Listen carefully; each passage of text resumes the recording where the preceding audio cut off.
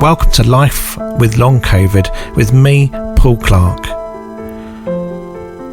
It's estimated that around 400 million people are suffering from the effects of what is now called long COVID globally. There are probably many more people suffering but not able to articulate what is wrong with them. This podcast was started for one reason and one reason only: that those suffering will not feel like they're on their own. Hello and welcome to Life with Long COVID. My name is Paul Clark. I've been hosting this podcast now for about 15 months, and whether you're a first time listener or you've been returning every time, welcome. I really appreciate you being here. Regulars will also know that sometimes I have a guest, and that guest is normally my lovely wife and counsellor and person who knows what it's like to live with somebody with long COVID, Rachel Clark. Hi. She joins me today, and thank you again, Rachel, for joining me on the podcast. No problem. Always great to be able to do this together, and you bring like a different aspect to it, for want of a better word. Perspective, maybe. That's it, yeah. Perspective is great. I'm having a bad mobility day today. I'm very tired today, but my brain's okay, I think. But you can be the judge of that after the show, maybe. That you had good sleep last night, didn't you? I did. You track your sleep and you had good deep sleep. I actually had an hour of deep sleep last night, which for me is rare and rather lovely as well. So yeah, I love that. Now, as promised, we are going to have a special episode here where we round up some of the comments from you, the listener, throughout the various platforms that Life of Long COVID is on, whether it be Facebook, whether it be a response to a podcast episode, or on Substack, which is where most of you reside, and we've got a little community forming on there. And it would be very remiss of me to not mention before we can launch into that, is that you can be a part of this community as well. If you perhaps just listen to the podcast episodes and you're not aware, it forms part of a community. The podcast is just one aspect. There are written articles as well, and there's also a bit of chat and between us members. It's a way of supporting each other and reminding each other that we are not alone. And to join, all you have to do is go to www.lifeoflongcovid.co.uk and sign up. And you can sign up for free and you don't miss out on anything, or you can choose to pay a few quid a month for access, and that is purely just to support me and my work, but not in any way obligatory. So without further ado, let us get in to your comments. There's been a few this has been spawned really by post-Christmas. I reckon January is a difficult month for everybody. I did record a podcast, or a pod. It was short for a podcast episode. Just episode. An ep. An epi. I recorded an epi. An ep. I like to call it an epi. Anyway. Okay. I recorded a pod epi in January. Making up words. Just because you have long COVID doesn't give you an excuse to make up words. It worked for Shakespeare. That's all I'm saying. Okay, fair enough. So I did an episode just talking about long COVID and how down you get with chronic illness in January, and that really did resonate. But I also more recently have written various articles about how difficult it is. So shall we get into this, Rachel, and just talk about the comments? Absolutely. And I'll say the first name of the person that sent them in, but I won't say anything else. So the first batch of comments were from an article where I described my 4-minute doctor's appointment, which is very common here in the UK, and I've gradually learnt through your comments that this seems to be quite common across the world now, in Europe and across in America as well, where you don't get to spend any meaningful time with your doctor at all. In my case, I had 4 minutes, and I was made aware of the fact that I had 4 minutes to speak to said doctor. So to convey how you feel and what you think is causing that can't be done in 4 minutes, let alone any kind of meaningful discussion about what you could do about it. The outcome of the discussion was that you got to have more tests, and they always do that to fob you off. Like they always say, go for a blood test. And I say, well, I had blood tested like 6 months ago. And they'd say, yeah, well, it might have changed. So take that blood test, come back to me, and we'll talk about it. But you know for a fact you won't talk about it with that person, because however well-meaning that doctor is, you're never going to see him again probably, because you're going to get another different doctor, whoever's on duty at the time. That's the state of the health service in the UK, and it's not the doctor's fault either. That is a system which is for various reasons crumbling. Well, this really resonated with you. So let's start with a comment from Pat, shall we? Yeah, Pat says it's 100% relatable. Then she quotes you, Paul, saying, I don't blame the doctors, but the system here in the UK is broken. And Pat says, same here in Germany. There were cracks here before in the system, and now you have one myo plus additional chronically ill people on top. In some cases, doctors are indeed ignorant, but in most cases simply overloaded. In my case, says Pat, it's bitter because some crashes could have been prevented. I am pretty sure if the system only would have worked slightly less bad. 99% of what I know now about this condition, I did research on my own. I don't expect the system to come up with anything helpful in the near future, if ever. Same like Pat's in the same situation in Germany as well. That's really hard, isn't it? Yeah. There's two things going on there. Difficulty to get a doctor in the first place. And if you do get one, they may not believe you. Yeah. Or, well, also, yeah, they'll think it's a mental health issue rather than an actual physical one. And I think it is how doctors are run, isn't it? Because you used to have a personal doctor, that the doctor knew you and had a caseload. Yeah. And now you're part of a surgery where you could have any one of those doctors, can't you? And I think that's partly it as well. Yeah, that's true. And tell you what resonates is that, you know, she had to 99% of what she knows about the condition she researched on her own. Yeah. That is me to a T, and all of us that suffer with chronic conditions. We have to go online and find out other people with a condition and do our own research, and that has some serious pitfalls at times. Yeah, because sometimes the information is wrong. Yeah, people are wrong. People have got opinions that they present as facts, and what works for one person might not work for another. But as I said in that article at the time, you become an expert at your own condition. So doctors really should listen to us, because we're more expert in our condition. Someone else called Krista, she's put she, her goddess, which I love. Yeah, we'll call her goddess, Krista. Krista said, I'm on my 4th GP since being diagnosed with ME/CFS. My first doctor, the one who had me as a patient since I was 22, was great. Well, that's what what I was saying. Now I'm lucky to get any attention for the debilitating fatigue and PEM. I'm resigned to it, but live in dread of worsening because any investigation will be limited. Frustration. That's what I'm getting from that. Yeah. Krista's sharing frustration. And of course, the ME/CFS community could be dealing with this forever. Like, they're still not really recognised by some doctors as being ill. Like, they just put it down as a mental health condition when it's been proved it isn't, you know. So I mean, it affects your mental health, but it's not a mental health condition. And I think mental health is can be a contributory factor. Yeah. But like we've discussed, it's physiological, it's mental, and it comes from an infection. For me, it goes hand in hand. So I know if I start feeling down, there's something physical going on as well. Yeah, definitely. It affects all systems. So thanks, Krista, for that comment. I'm sad to receive it, but nice to know that I'm not the only one as well. We had one from Nick, and Nick says, that sounds about right. I stopped seeing a doctor about it years ago. I saw them off so often after I became severe that I think they're probably sick of me. And I've long since exhausted everything they have to offer, so I don't see the point in going back again soon. I think a study into what NHS GPs actually think about ME or long COVID would be really interesting. It's not been done already. That would be interesting, wouldn't it? What if they had a survey to say, what do you feel about these illnesses? How do you deal with them?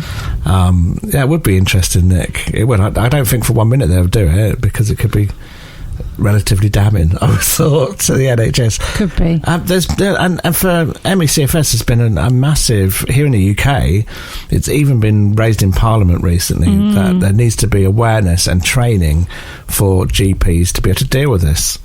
And when you're a GP and you're busy and you've got 4 minutes per patient and you're seeing patients all day, the last thing you need in that situation to see someone with an illness that has so much uncertainty surrounding it, because it takes up extra time. So I can understand them trying to get tests done and move on. I wonder, because I'm a type 2 diabetic and I have a diabetes nurse. I wonder if they should have a nurse, like a specialist, highly trained nurse that specialises in post-viral illness or something.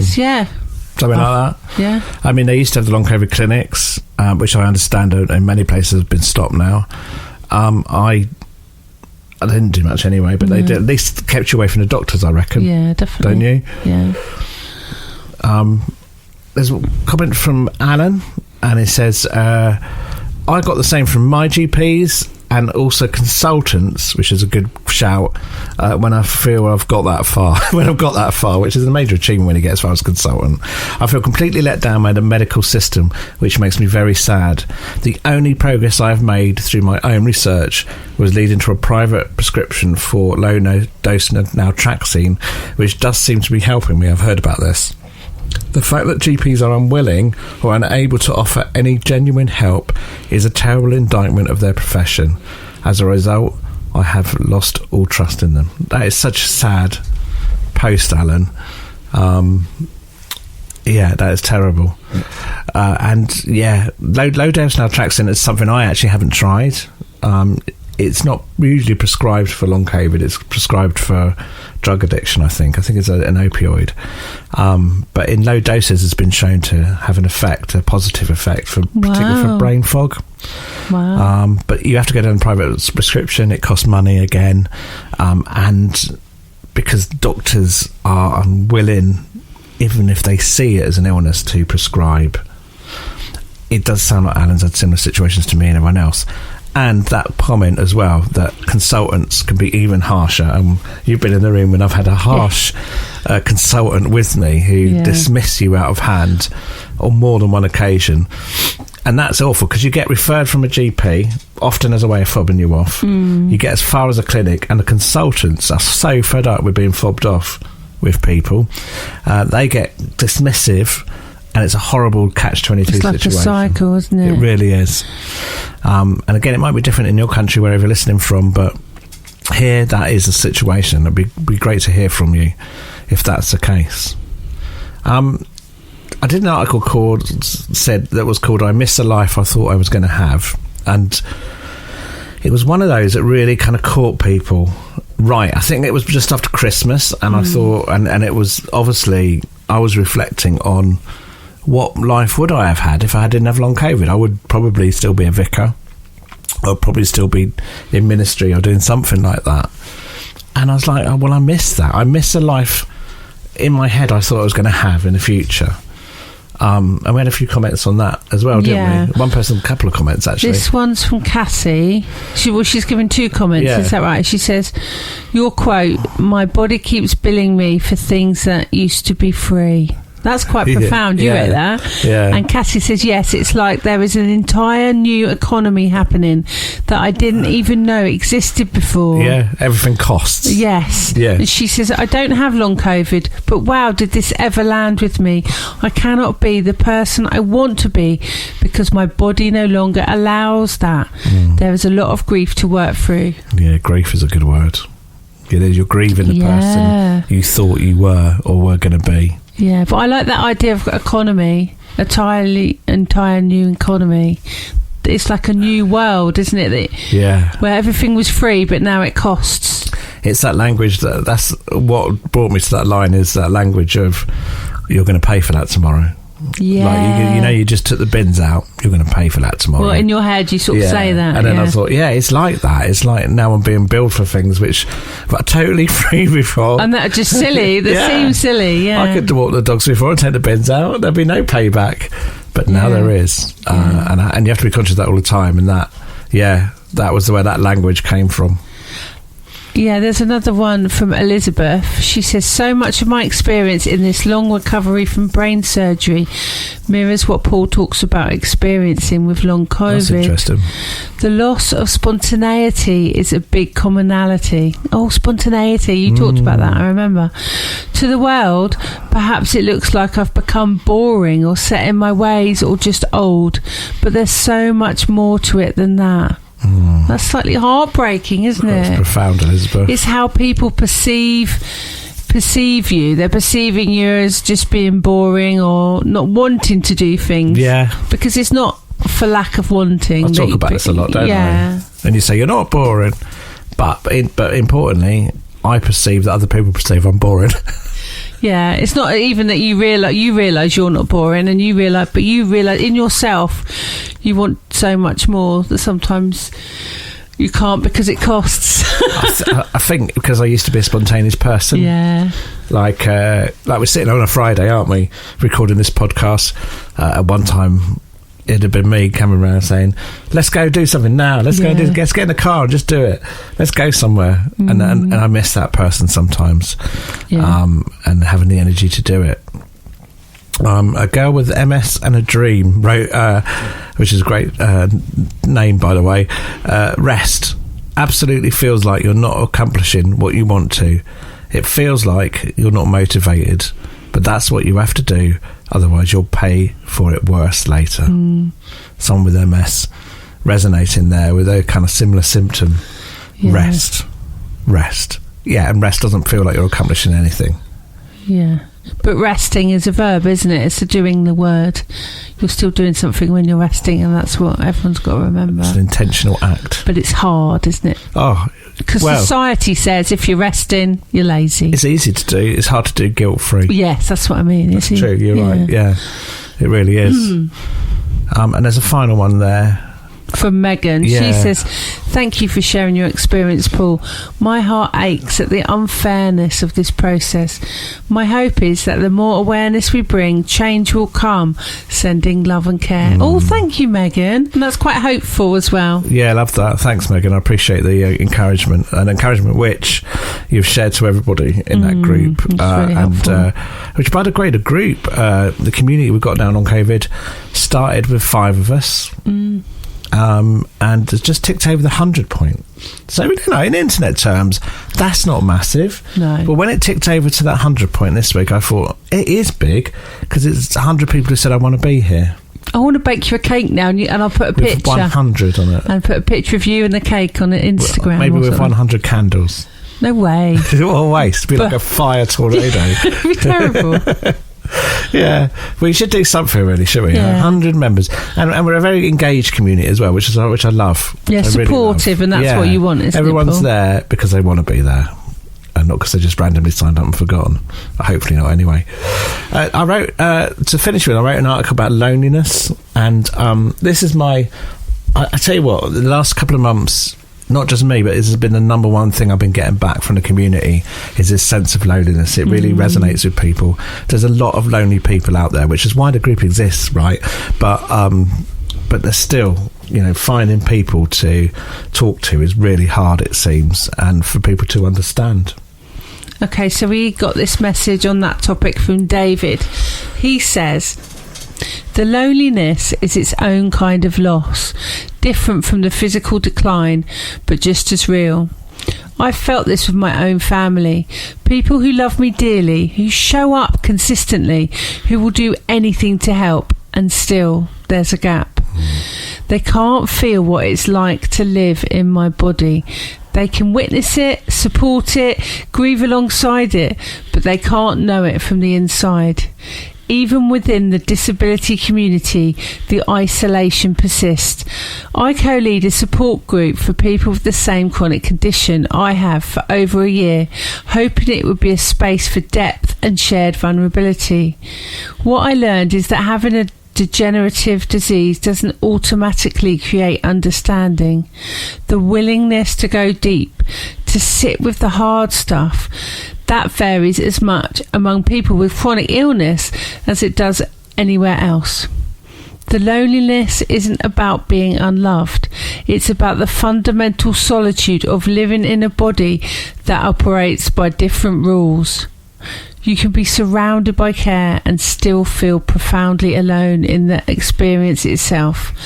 Both things are true at once. What a great post, eh?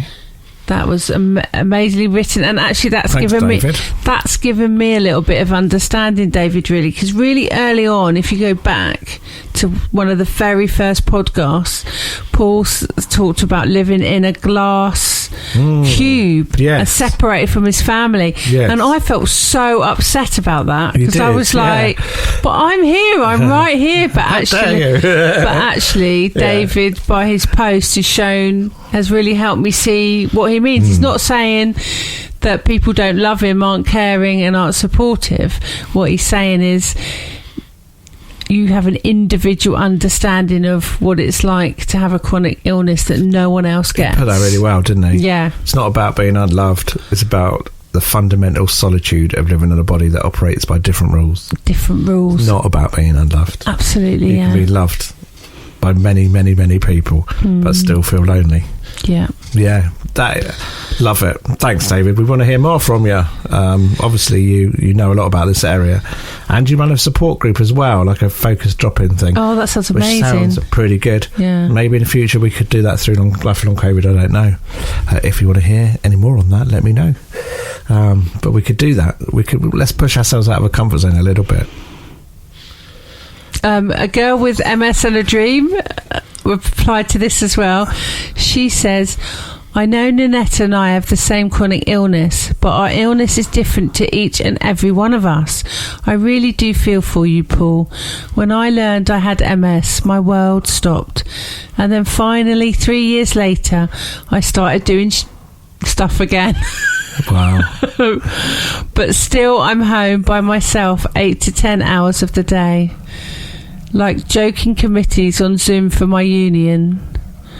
But when these aren't there, my cognitive mind just stops. No motivation at all.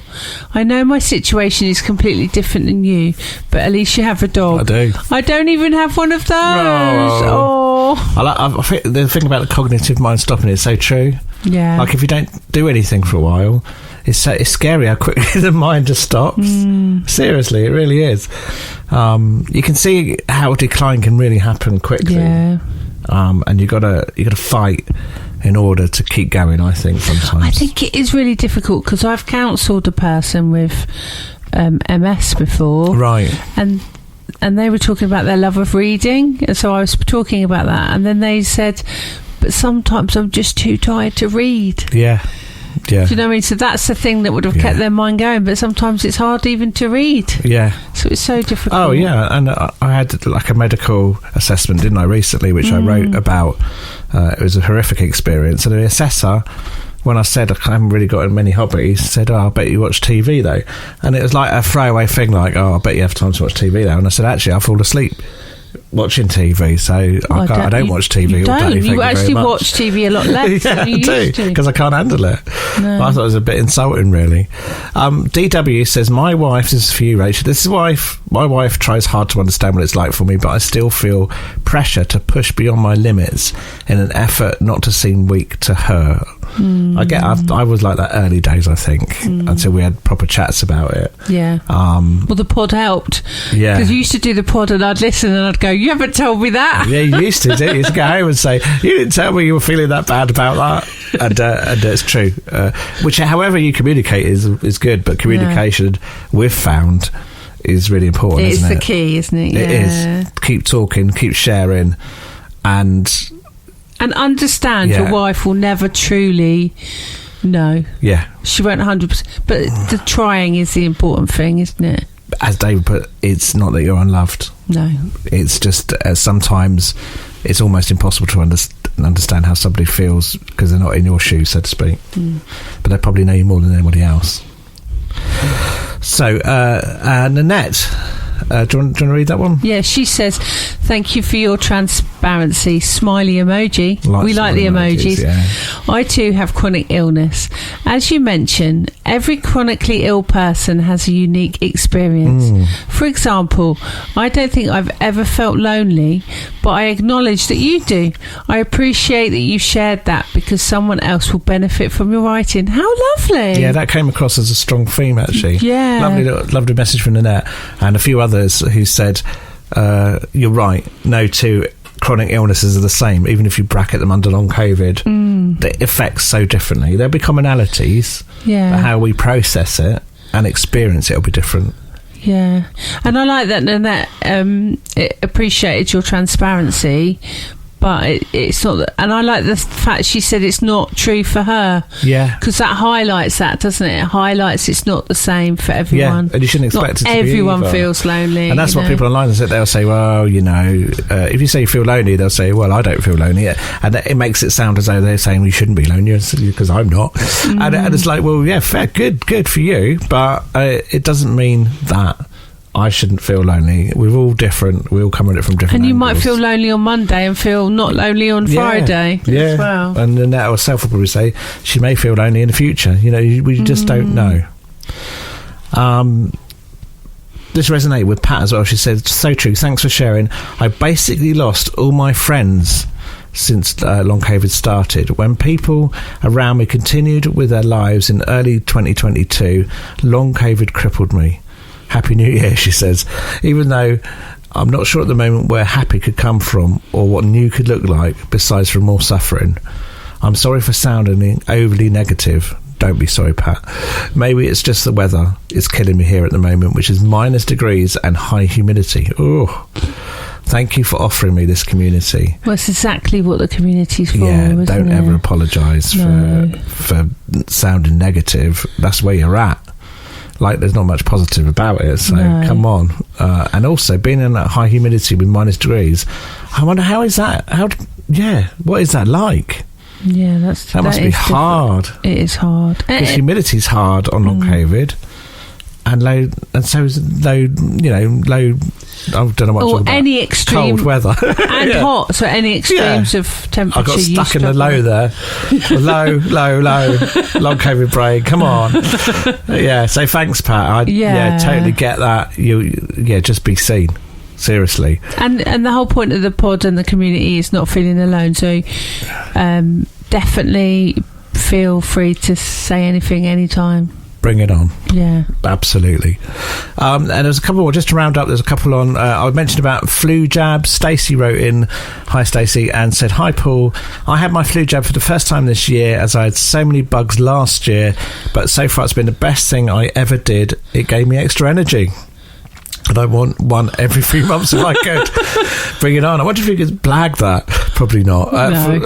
For Christmas, I started getting things ready since November, but with the brain fog, I started getting bits out to wrap presents. I found things I'd forgotten. Oh, no. Some people have got extra presents. At least they'll be happy. I hope you had a good Christmas, Stacey. And also, totally get that. Flu jab had the opposite effect on me. I've been tired ever since. Yeah. But the actual pharmacist said this to me before I had it. They said it can go either way. Understanding pharmacists I had, and I said, well, I'll just do it anyway because tired but flu can be devastating. So I thought I'm going to do it, and I haven't had flu. I've just had a cold. I really appreciate pharmacists. Actually, they're they're really having to be called upon more and more these days, definitely. And they're doing a great job. And I think it's the last one there, H, from Happy New Year. This is from Frances. She says, Merry Christmas and a healthy New Year to you and your Love family. that. And thanks for the podcast. Thank you, Frances. She says, I have divided essential Christmas jobs into doable chunks over the last few weeks and have slimmed down all festivities to just close family. Nice. Very wise. Remember, you can see people when you feel you have enough energy, not necessarily at Christmas. Thanks again, Frances. Frances sounds very wise. I think that my mum worked somewhere once and they had their Christmas meal in February, and nothing happens in February, does it? No. I have to think, because January is a depressing month. Why not do stuff in January? Yeah. But see people when you've got enough energy. It doesn't matter whether it's Christmas or not. Doesn't matter. That's why Christmas is such a pressurised thing, because everyone thinks like, oh, we've got to do all the stuff. But why not spread it? Why not? Your beautiful selves over the whole year. Start now. We've got like 11 months left. Let's have one till Christmas. Yeah. Throughout the whole month, every month, do a few people. Yeah. Few people at a time. Why are you seeing me? So I'm coming to see you. You come to see me for an hour and a half, but if I get tired before that, you can go. Yeah.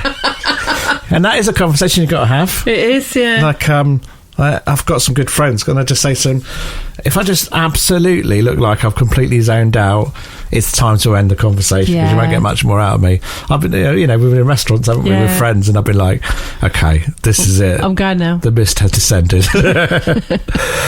Oh, thank you, Rachel, for joining me on that. No worries. It's lovely. Do you know what? It's something we keep meaning to do, and I put it off because I think, well, it's not a proper episode, you know what I mean? But it is more than a proper episode, actually, because when you read through all those comments, it gives me a feeling of community, which is actually what I want this to be, and B, there's so many threads there that have inspired me.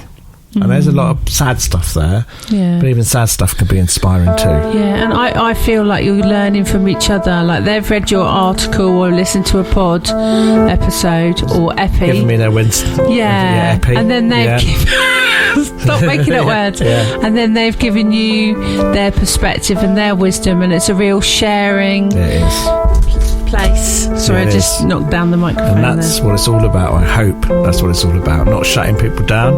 No. We're continuing that conversation, because one day whether we'll come to a fruition of a cure or not, I don't know, but we'll be able to live life the best way we possibly can. Yeah, definitely. So thank you, and thank you for joining me on this epi, on this poddy. And Rachel's shaking her head, you can't see that, in disapproval. I'll be back next week with another epi, but until then, get involved. www.lifewithdoncawood.co.uk. It'd be great to hear from you. Let's get that conversation continuing into the next week and beyond.